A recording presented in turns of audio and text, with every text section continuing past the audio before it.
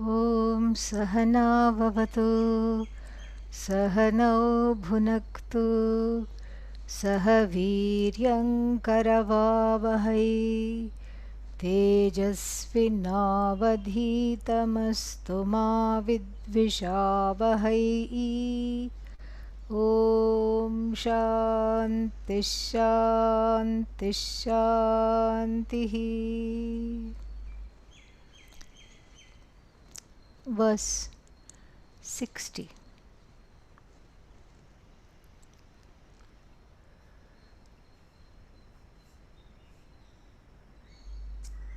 Bhuteshvatmanam atmani anugatamakhilam bhutajatam prapashyet prajñah patastaranganvayavatha chiram sarvamatmaiva pashyet ekam brahma dvitiyam shrutibhirabhihitam neha nasti kinchit mrityorapnoti mrityum sa iha jagadidam yastu naneva pashyet.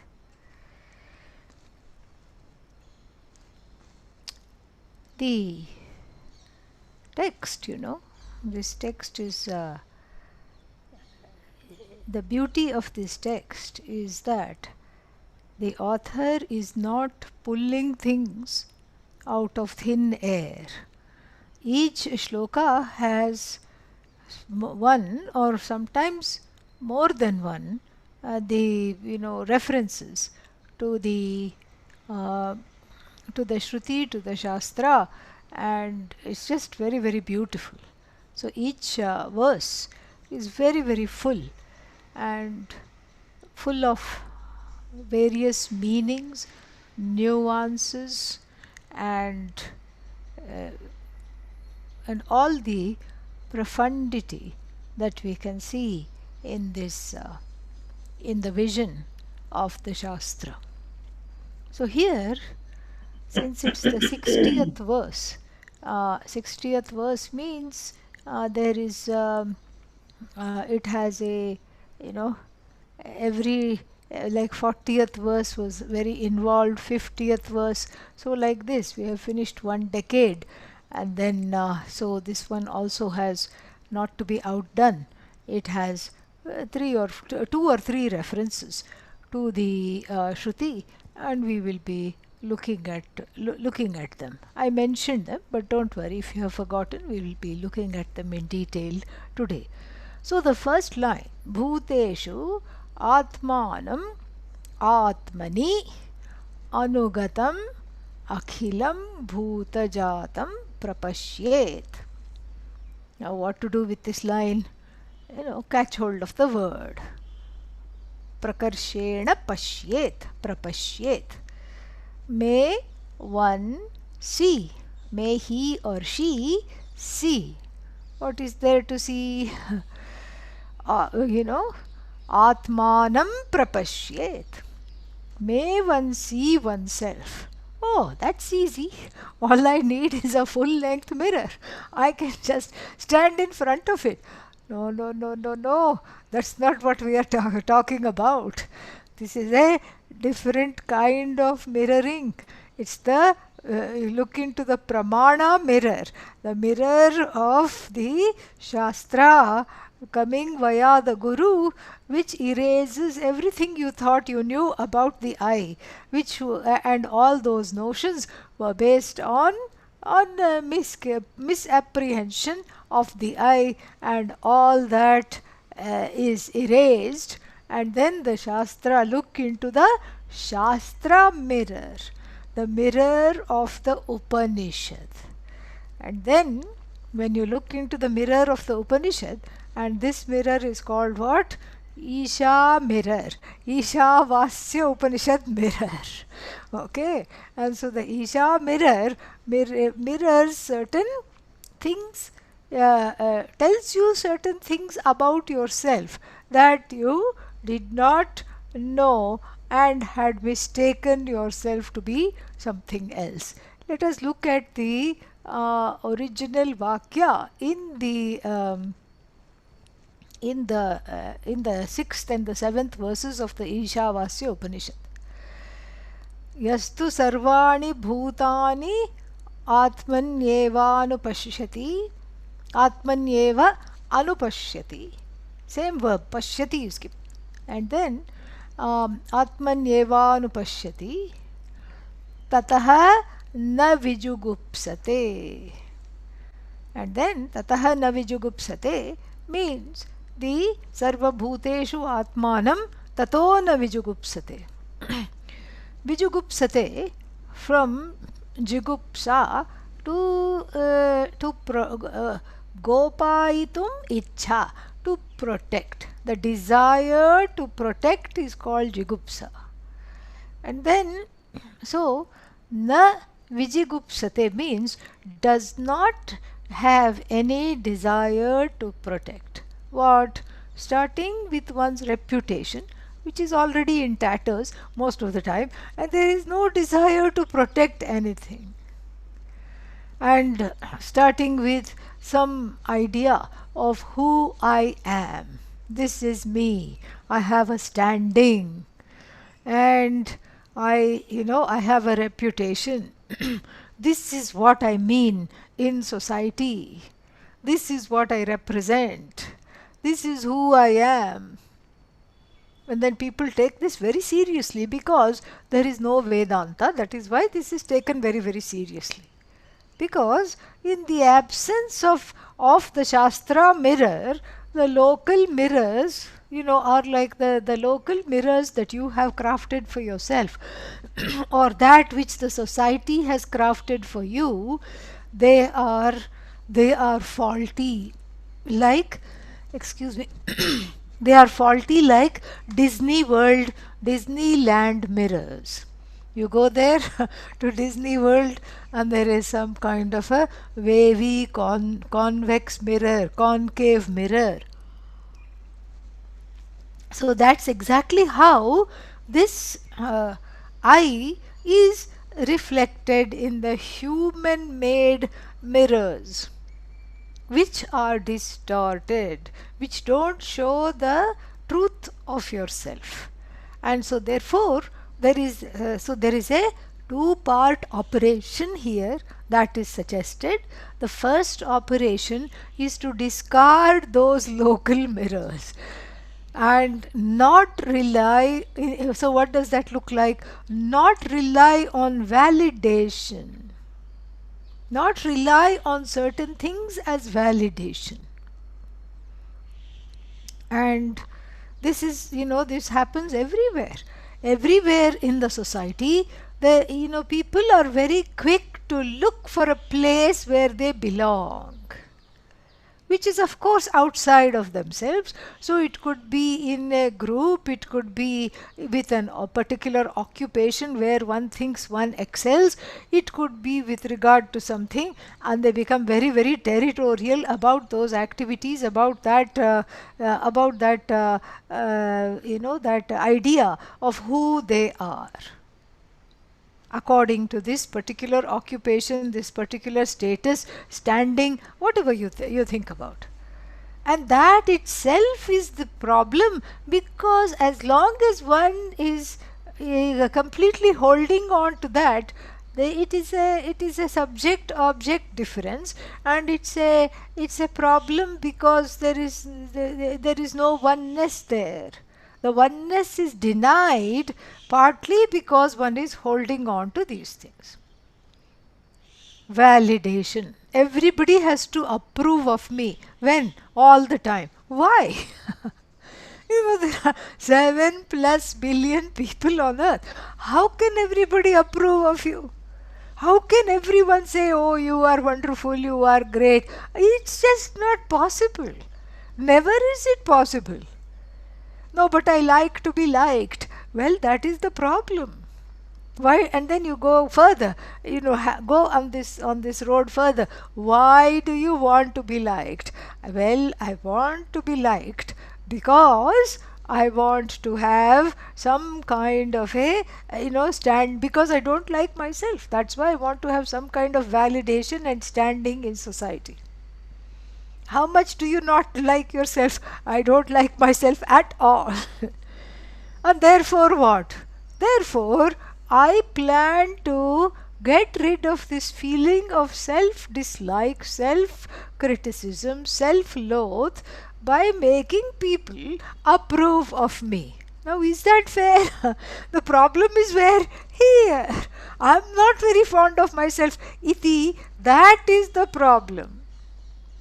That I don't love myself at all is the problem. And therefore, see, this tasmat is not a very good logic. This tasmat logic, therefore what? You have to approve of me. Arey, what is the connection? And then there are 7+ billion people on the earth, and each one is having this idea.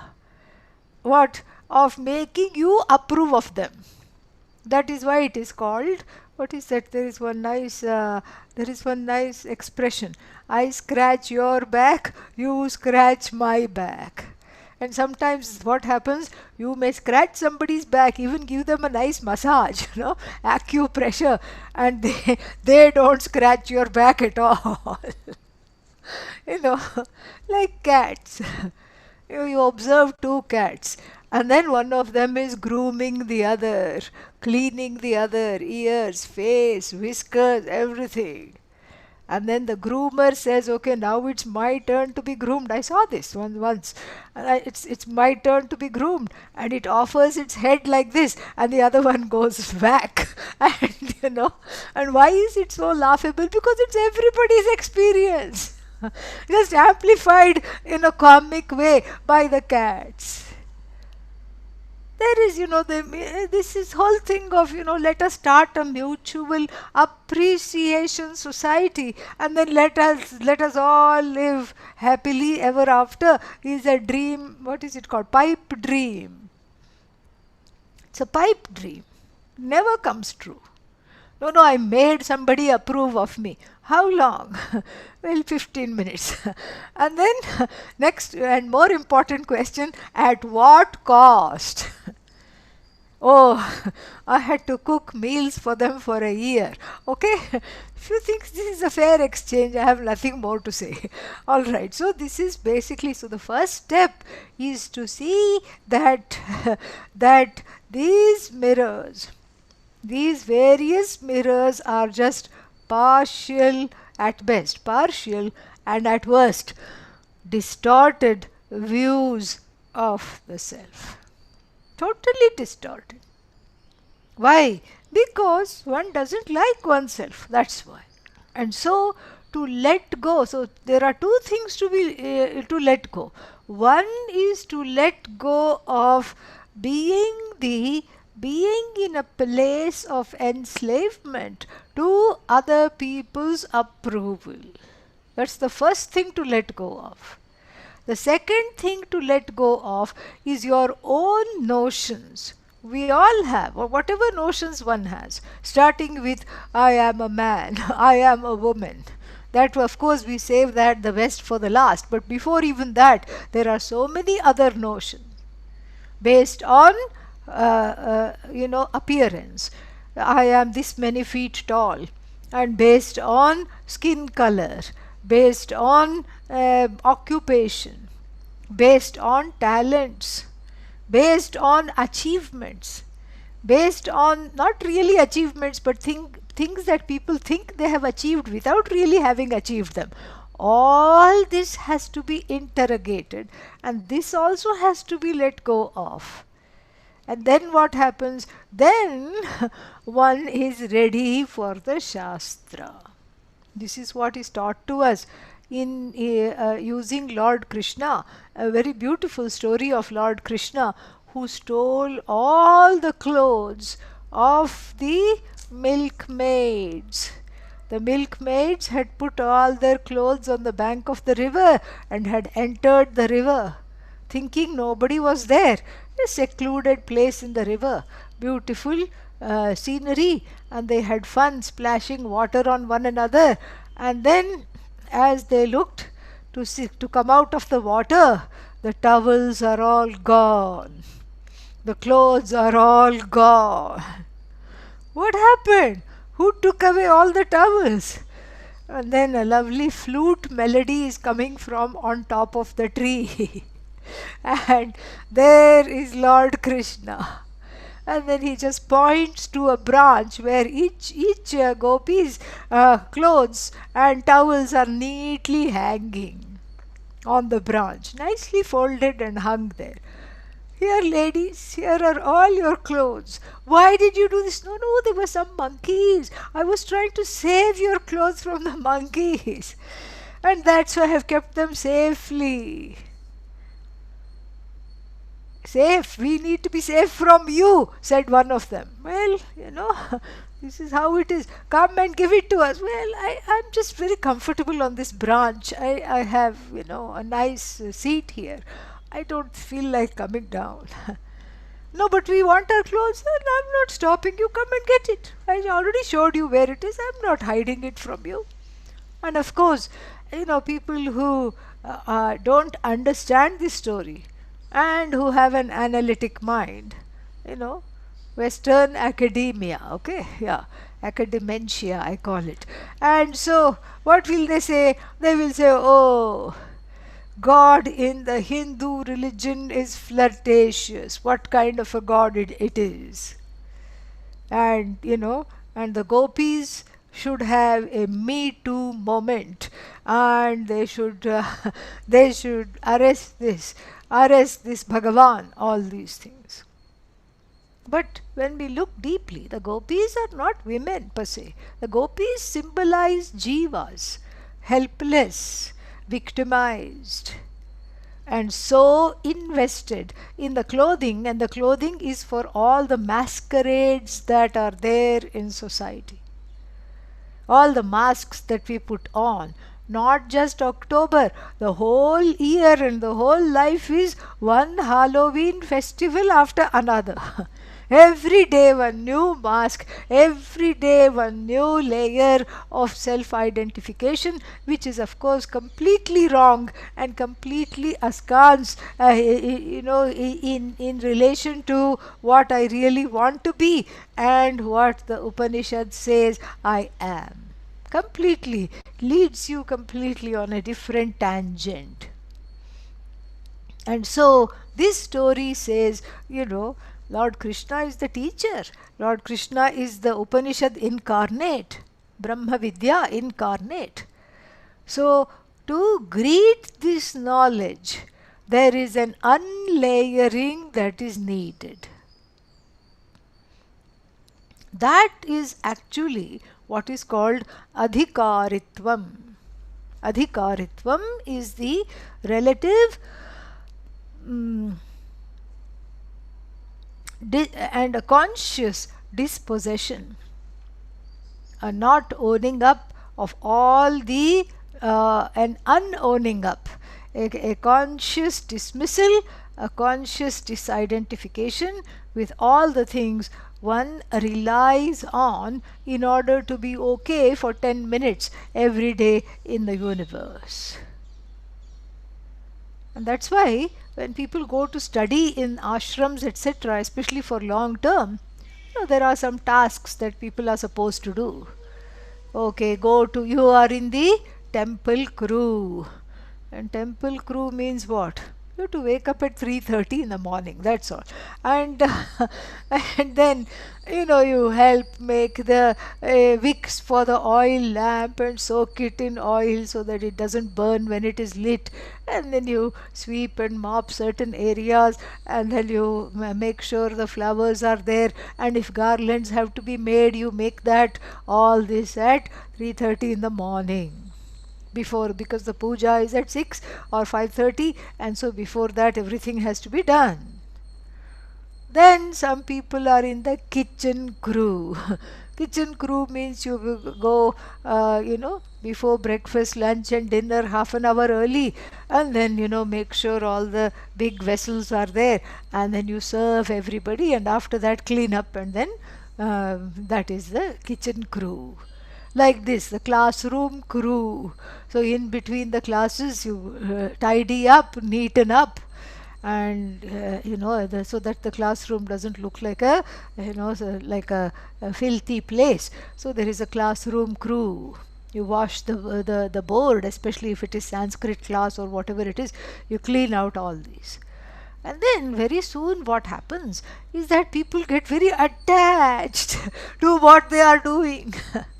Even the temple crew, where one would think that nobody wants to wake up at 3 o'clock, 3:30 in the morning, but they get very attached to making the wicks, and some other people get very attached to the library which they are taking care of, and then people get very attached to the blackboard which they are cleaning, and the people get extremely attached to the food that they are serving, because it's kind of a power. Yeah, I get to decide how much sambar you are going to eat today.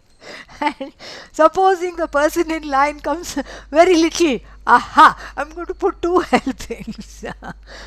Tamarind overload. You need it. Yeah. And suppose someone says, can I have a little more chutney? What do you think? You're the only one. Look at 50 other people in line. Little more. A molecular amount of chutney as the second helping is there, with a frown, for good measure, so that one is permanently shamed from asking for more chutney. And the Acharya is seeing all this, not saying much, but seeing all this. And the next day people awaken to the chore wheel that has done one full avritti, because the kitchen fellow is now in charge of the temple person is now in charge of the library, and the blackboard person is doing something else, etc., etc., etc. Now the fun is when the person who was in charge of the kitchen comes in line and says, little more sambar please. The shoe is on the other foot. Okay, yeah.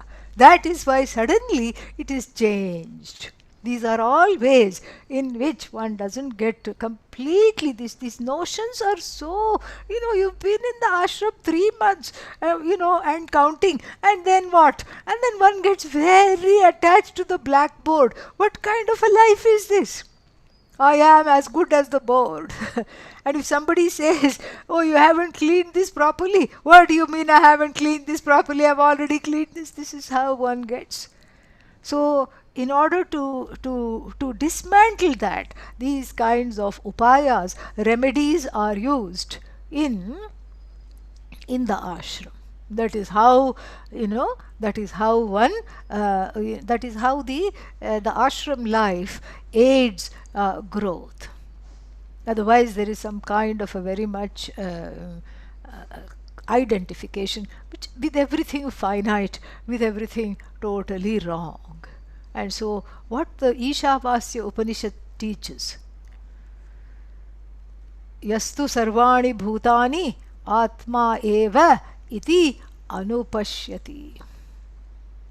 That would become a very, very far cry if this is not practiced. And so this part of the adhikaritvam to get to this place is called uparati. Uparama means, actually the word uparama means stop. Stop. Stop what? Stop this identification. Let go. Let go. That clutching feeling that I have to hold on to this, grasping on to straws in order to be saved from samsara is not going to work out. And we know this after having studied 60 verses of the Satasloki. We know this. This is just grasping at straws. And where will that lead you? It will just make you go further in the water of samsara, in the turbid waters of samsara, which is the problem to begin with. And so therefore what? So therefore the practice of letting go is very, very important. And this is what is talked about in the latter half of the 2nd chapter of the Bhagavad Gita, where the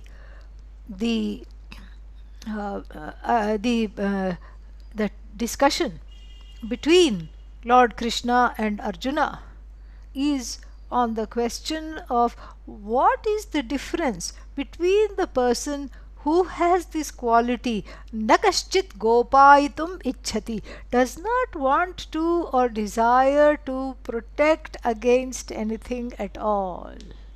What is the difference between that and what and oneself? Arjuna says, what's the difference between me and this kind of a jnani? And so at first, Lord Krishna's answer, he gives two clues which are then fleshed out in the rest of the chapter towards the end, in the second chapter. So the first clue is this: the person who is able to let go of the fancies that arise in the mind as they arise in the mind, even before they become full-fledged desires, that is the jnani. One definition. Jnani means the person who is having this knowledge that I am, that everything is in me and I am non-separate from everything else. That is the oneness, wholeness, that kind of a person who abides in this knowledge. So the person who is having this idea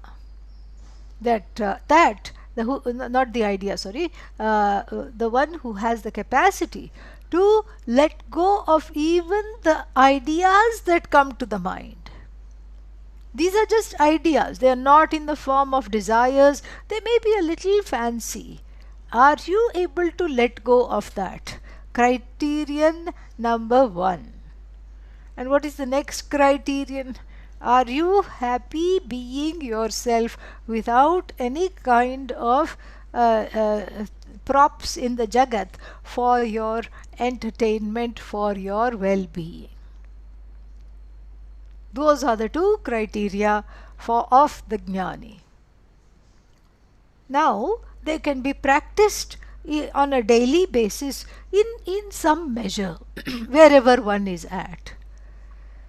And if you go, if you say, I'm going to be a jnani starting now, and then, that is a setup for disaster.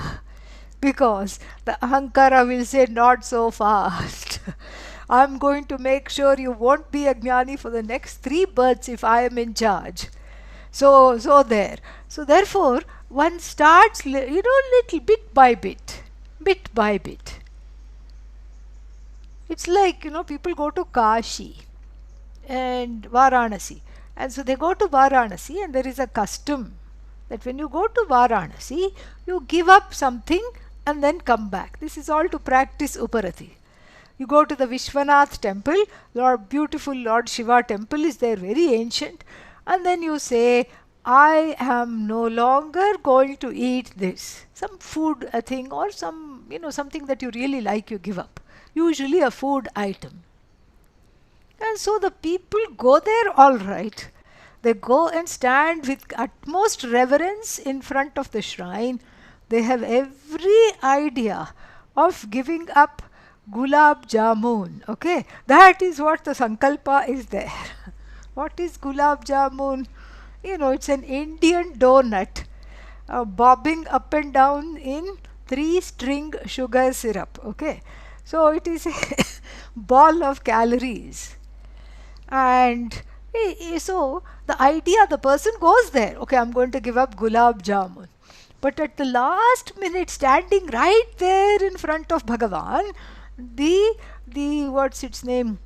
The sankalpa, runs away. The sankalpa takes a flight back home. And sankalpa means the intention. Intention is no longer there.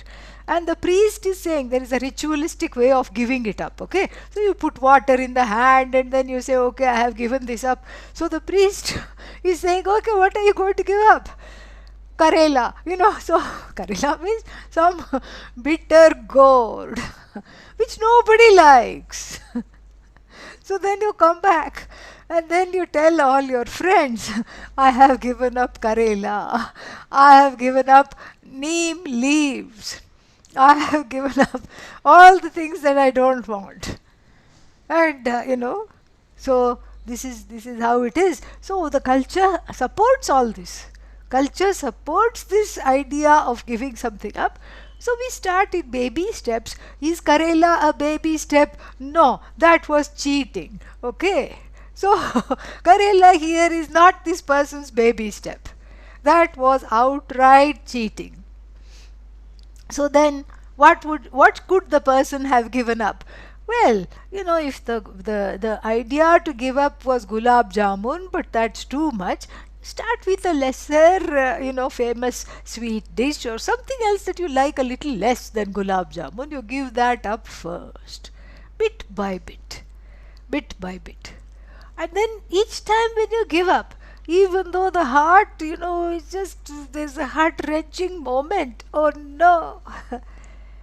But at the same time, there is room. There is room to grow. There is room to grow, to occupy the entire universe as nothing but an extension of oneself. So each little thing that is given up, more space, more space. Like a house that is full of clutter. Each little thing that is, that is given away, given up, given over, there is a little more space, a little more space, a little more space.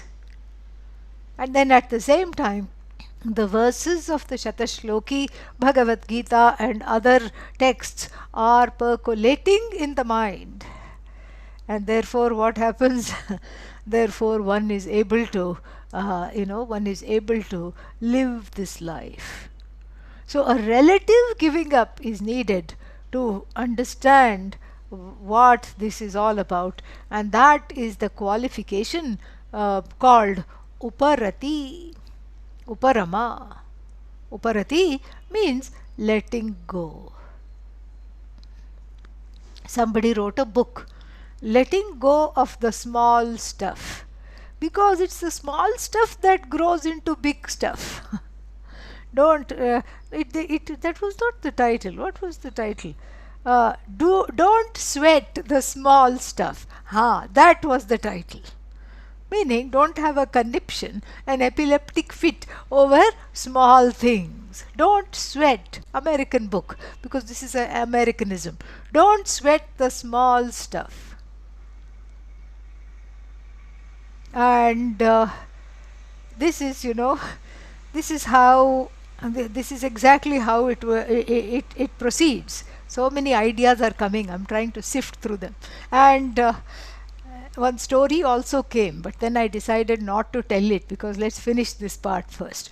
So then the don't sweat the small stuff means it is here that one's debacle lies, in the small things.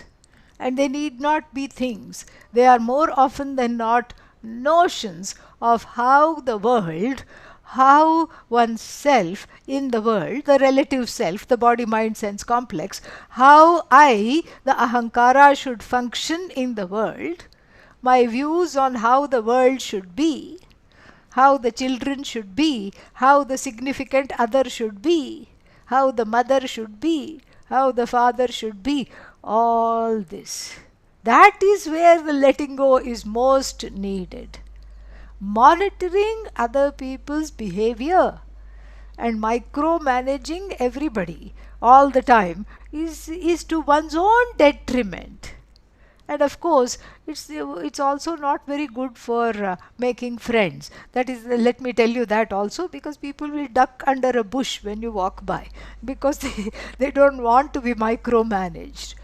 And so therefore, this Uparati, this Uparama is highlighted a lot in the Shastra. Shamadama, after Shamadama, mental resolution of all the difficulties in the mind and mastery over organs of action. Uparama is the next. Because if Shama and Dama are practiced without Uparama, then it is of no use, because one is always hijacked by something or the other. And so therefore, the Ishavasya Upanishad says, Yaha, the person, Ishavasya Upanishad, what was that? Verses 6 and 7. Yaha, uh, yastu sarvani bhutani atmani eva atmanam pashyati. The person who sees all beings as one's own self, as non-separate self, non-separate from oneself. So that is the first condition here. One who sees all beings accommodated within me. And next part of this is that the self, I am in everything. I am everything. I am non-separate from everything. Everything is as though in me, has its existence and being in me, and I am non-separate from everything. 9th chapter of the Bhagavad Gita, talks about this. Matsthani sarva bhutani bhutabhrit and bhutabhrit. These two ideas are very important. Matsthani sarva bhutani. And it's fine for Bhagavan to say this. Yes, everything is in Bhagavan, so to speak. But then that is what the student of Vedanta is asked to practice on the everyday. The attitude that everything, all beings are accommodated in me. That accommodation is another value which can be cultivated. It is called kshanti, from which the word kshama or forgiveness has arisen. But kshama, even though it is translated as forgiveness, it is better understood as accommodation. Accommodation of everything. One grows big enough to accommodate whatever perceived or real shortcomings they may be in another. If you are in a position to correct, if you have the role to correct, like if you are a mother or a father, yes, go ahead and do it. But otherwise, you don't give other people's difficulties the power to disturb you. So that's the first one. Matsthani sarva bhutani. And then the other one is what? Bhutabhrit. Bhutabhrit. In the same verse or the next verse, it is talked about in the 9th chapter. Bhutabhrit. Meaning that the self is in everything. Everything is non-separate from the self, and the self is the nourisher of all beings. I am in everything. And that's why we have suktas like the Devi Sukta. I am the fire, I am the sun in the sky, I am the tree, and I am the wind that blows the tree. Beautiful. This Sarvatma Bhava is what is called Sarvatma Bhava, which has two components. Everything is as it were in me, non-separate from me, and I am an extension of this whole Jagat. This whole Jagat is just, non-separate from me. Both of those have to be taken into account. And so this is what is there in the first line. Bhuteshu Atmanam Bhuteshu Atmanam Pashyati. Among this, the first one. Among all the beings, one sees oneself. And then Atmani Anugatam Akhilam Bhutajatam Pashyati. The second condition. Atmani Anugatam. And then accommodated in the Atma, Akhilam Bhutajatam. All this whole world of elements and elementals. So the whole world of elements and elementals are accommodated in Atma, which is me, and then in all beings I see myself. Second one. But so that one is first. The second one here comes first. It's a little difficult to distinguish, but it's not complex. It's just a lot of words used differently. It means the same thing, but then if you start, why are both mentioned? Both are mentioned because if you say all beings exist within me, then there is a kind of, what is that, ashraya and ashrita difference, in the sense that things are in me, and then I am the holder of all of them, and all of them are in me. So there is a hierarchy, there is a duality. To erase that, everything is as it were in me, and then and then in me I see the whole universe. The whole universe is in me, and in the whole universe I see myself. Both of those are mentioned. Pashyet. Kaha pashyet? Prajnah pashyet. Prajnah, so prajnah, we must not translate it here as prakarshena ajnah. That's not the idea. Prajnah here means the person of knowledge. So the person of knowledge, may the person see. How? Patas taranganvayavad atha. Atha chiram sarvatma atmaiva pashyet. So how to do this is given very beautifully through an analogy. Pathas, we have talked about this. This word pathas comes a lot. What does it mean? Sudden quiz. What is pathas? Anybody remembers? Water. Pathas means water. Taranga, waves. Anvaya, sambandha, the relation between them. Atha, thereafter, meaning after understanding this teaching, after becoming a prajna. So patha taranga anvayavat. Anvayavat means like the relationship of the wave to the water. The relationship of the wave to the water, just like that, chiram, all the time, sarvatma, sarvam, everything, atma eva pashyet. Look upon everything as oneself alone. When? Chiram, for a long time, always. Pataha taranga anvayavat. Anvaya means the connection. So, what is the connection between pathah, pathas, water, and then wave? Oh, they are two separate things. No. That is not the idea. So, the wave is water. Here, pathas, you can take it to be ocean also. Wave is ocean. Every wave is non-separate from the ocean, and therefore you can touch the wave and say, I have touched the ocean. This is a old age example, very ancient example. You can touch the wave and say, I have touched the ocean. In order to touch the ocean, you don't have to take a boat into the middle of the ocean and keep touching the water there. No. If you touch the wave, you have touched the ocean.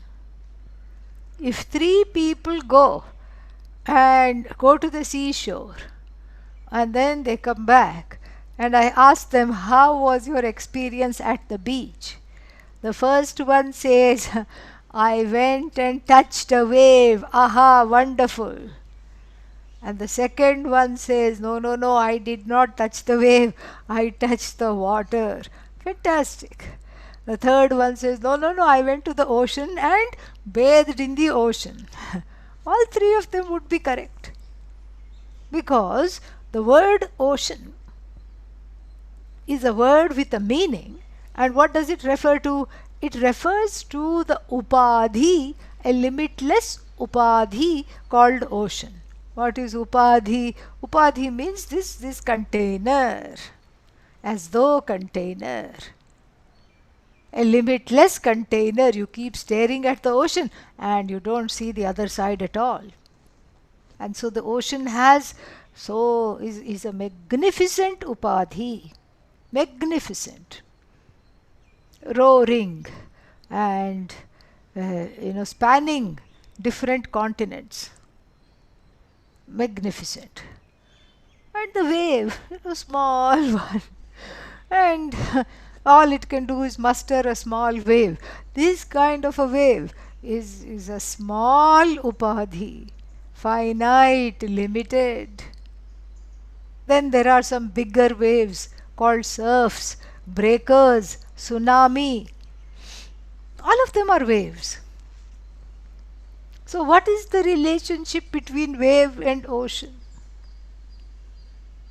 The wave can be sad. The wave celebrates every birthday with the words many happy returns. And because the wave has a sense of smallness centered on the self, so it thinks I am finite. Because doesn't mean that's not why it celebrates the birthdays, but it feels like I am finite, one more year gone, one leg is dangling in the grave, and I am sad, and I am an idiot, I'm small. The wave suffers from smallness, and the wave cries. And then what? In Pujya Swamiji's rendition of this story, the wave, there is one more wave that comes from the Indian Ocean, an even smaller waves than the one that is crying just now. And who is that? Guru wave. The Guru wave says, you are not a wave. Of course I'm a wave, don't take that away from me, that's all I have. No, you are the whole ocean. No, no, no, ocean is God. At best I am odd. Ocean is the cause. I am because. Ocean is all. I am small. How can I be ocean? And the Guru wave teaches, the Shishya wave.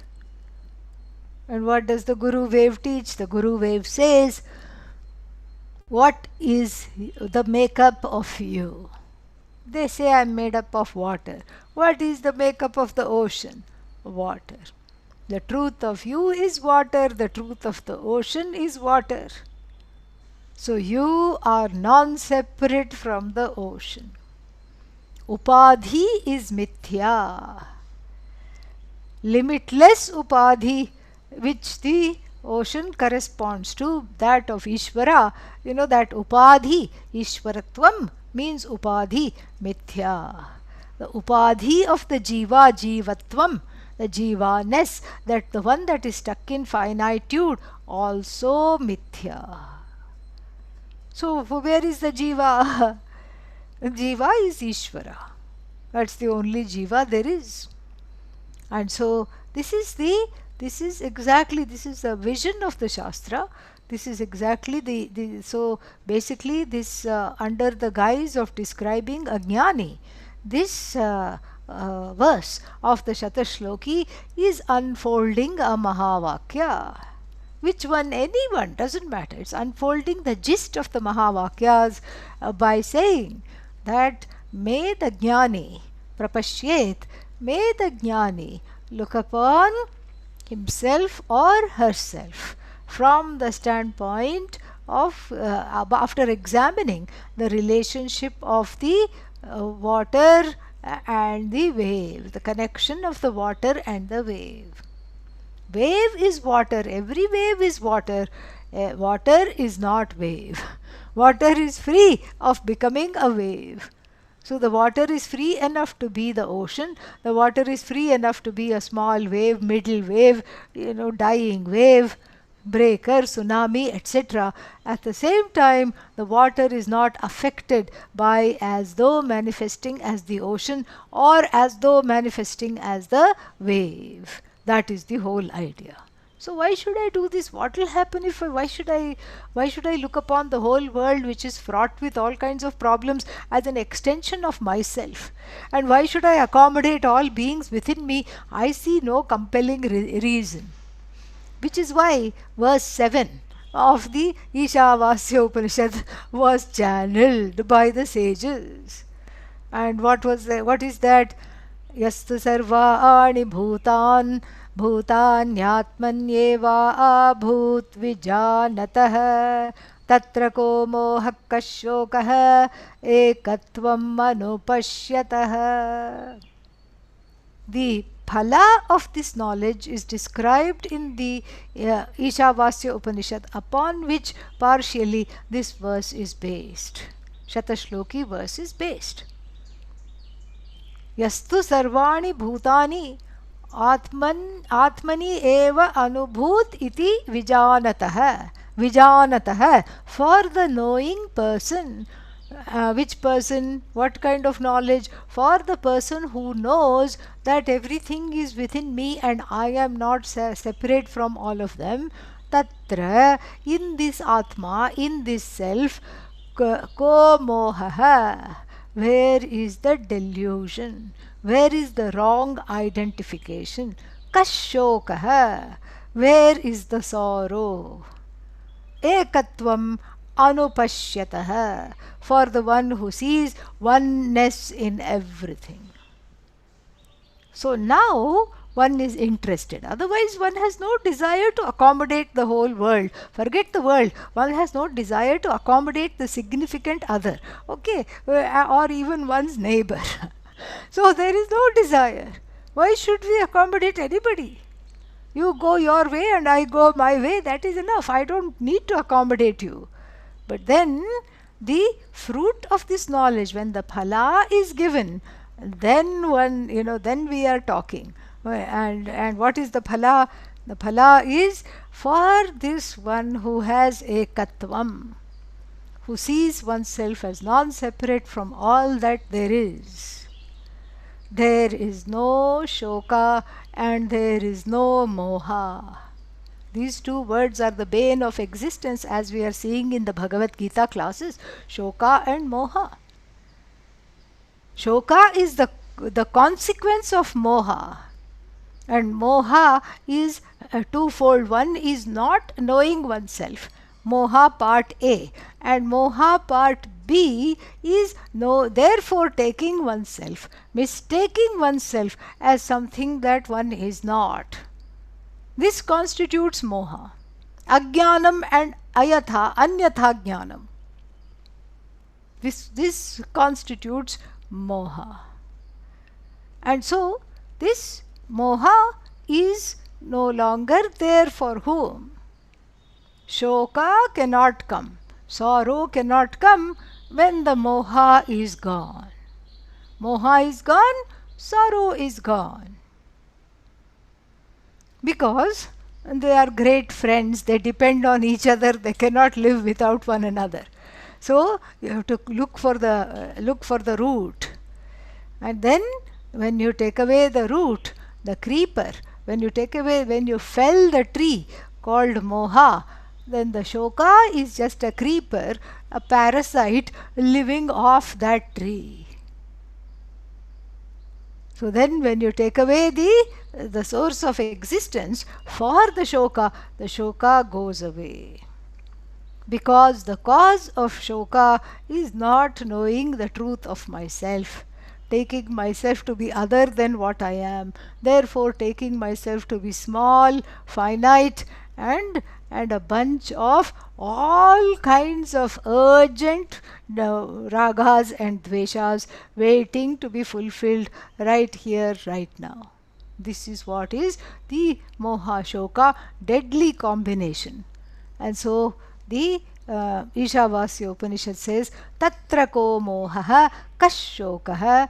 Kashokaha means where is the shoka, where is the moha? These are rhetorical questions, meaning nowhere is there shoka, nowhere is there moha. For whom? Ekatvam anupashyatah. For the one that is able to see oneness in everything. This is very beautiful. So even though only the first verse is hinted at in the first two lines, both the verses we have to take from the Ishavasya Upanishad. Then only we will understand this properly, because when we are able to see the effect of this, the effect of this self-knowledge, then the desire to study and to keep on being with the study is very much the committed desire is there.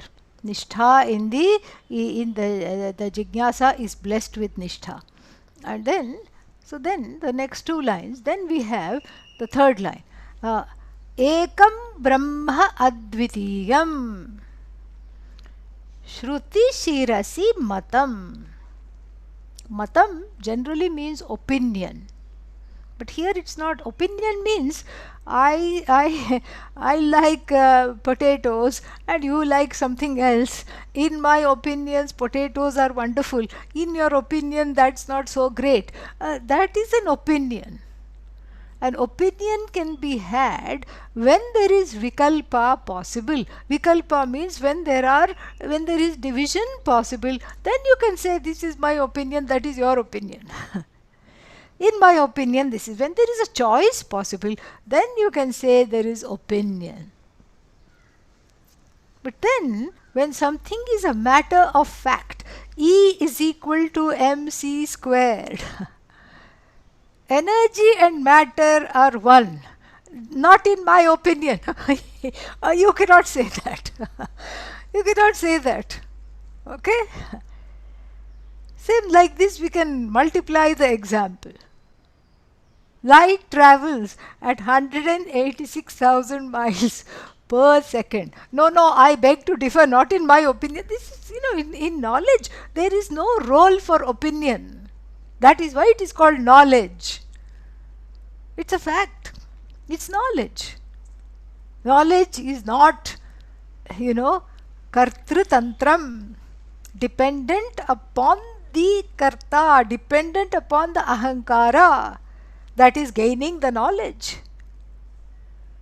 Knowledge is vastu tantram. The knowledge is as good as the object. It is true to the object. The knowledge is committed. Any kind of knowledge. Knowledge of physics, knowledge of geography, knowledge of biology, biochemistry, any field you take. Knowledge is committed to revealing whatever it is supposed to reveal, true to itself. It does not accommodate your ragadveshas. It need not accommodate your ragadveshas, because if it did, then it will not be a knowledge, it will be opinion. Knowledge means it is vastu tantram. Vastu tantram jnanam. It is not based on your feelings, your emotions, your desires, your likes, your dislikes. What about Brahman knowledge? That also is not dependent on your opinion. I think Brahman must be two. Why? Because I feel like there are two people living inside me. One very matured and one wanting the knowledge, and the other one who is throwing a tantrum. Therefore I feel that Brahman also must be two. That is that is a mistake. With regard to knowledge, there can be no opinion. Either you know it or you know it wrongly, or you have made a mistake. That's all there is. So Shruti, Shirasi, Shirasi means the like a chudamani, like the ornament. The ornament of the head of the Shruti is what? Mahavakya. The Mahavakya is shining like a diamond on the head of the goddess Shruti, like a beacon guiding everybody, like a lighthouse guiding everyone to the correct way, to the understanding.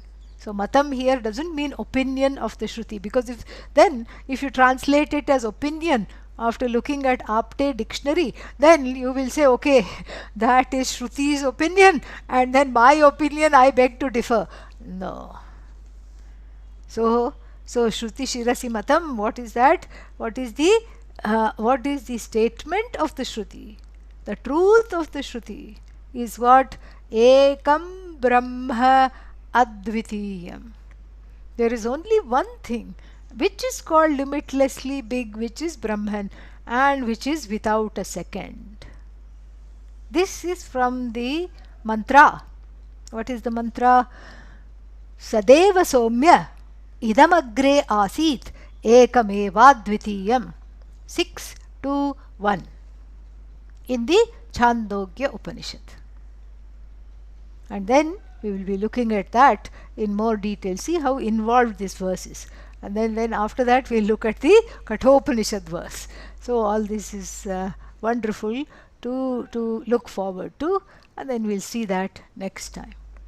Om Purnamadah Purnamidam Purnat Purnamudachyate Purnasya Purnamadaya Purnamevavashishyate.